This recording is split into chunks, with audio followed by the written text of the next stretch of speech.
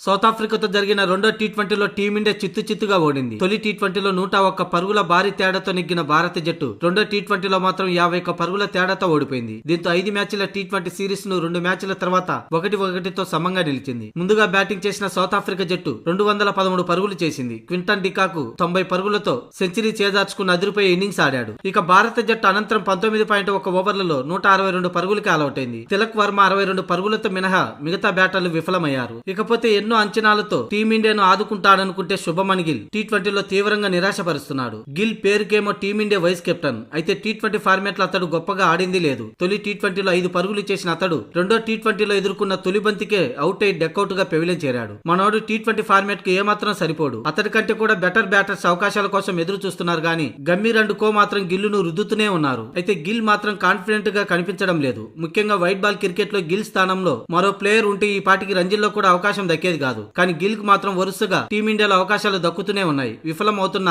ఛాన్సులు మాత్రం ఇస్తూనే ఉన్నారు. గిల్ మాత్రం అలవాటు పని చేస్తున్నట్లుగా తన వికెట్ ను పారేసుకుని పెవిలియన్ చేరుతున్నాడు. టీ20లో కంబ్యాక్ చేసినప్పటి నుంచి ఇప్పటి వరకు 12 టీ20 మ్యాచ్లు ఆడాడు. అందులో ఒక్కసారి కూడా అర్ధ సెంచరీ చేయలేకపోయాడు. అయితే గిల్ కోసం బీసీసీ ఏకంగా 2 కెరియర్లను నాశనం చేయడానికే చూస్తుంది. అందులో ఒకరు సంజు శాంసన్ అయితే మరొకరు యశస్వి జైస్వాల్. రోహిత్ శర్మ రిటైర్ అవడంతో సంజు శాంసన్ కు ఓపెనర్ గా అవకాశం వచ్చింది. తనకు దక్కిన ఓపెనింగ్ ఛాన్స్ ను అతడు నిలబెట్టుకున్నాడు. 2 సెంచరీలు బాదాడు. అయితే గిల్ ఎంట్రీతో సంజు తన ఓపెనింగ్ స్థానానికి దూరం అయ్యాడు. ఆ తర్వాత ప్లేయింగ్ 11 నుంచే తప్పించారు. ఇక వన్డేలో జైస్వాల్ పరిస్థితి కూడా సంజు శాంసన్ లానే ఉంది. గిల్ ఓపెనర్ గా ఉండడంతో అతడు బ్యాకప్ ఓపెనర్ గా ఉంటున్నాడు. గిల్ గాయం కారణంగా సౌత్ ఆఫ్రికాతో జరిగిన వన్డే సిరీస్ కు దూరం అయ్యాడు. దాంతో జైస్వాల్ కు ఓపెనర్ గా అవకాశం వచ్చింది. తొలి 2 వన్డేలో పెద్దగా ఆడకపోయినా 3వ వన్డేలో సెంచరీతో కదం తొక్కాడు. 3వ మ్యాచ్ తోనే లయ అందుకున్నాడు. కానీ మళ్ళీ అతడు వన్డేలో ఓపెనింగ్ చేసేది డౌటే. గిల్ వస్తే జైస్వాల్ బెంచ్ మీదకి వెళ్లాల్సిందే. ఇలా శుభమన్ గిల్ కోసం సంజు జైస్వాల్ కెరియర్లతో బీసీసీ ఆడుకుంటుంది.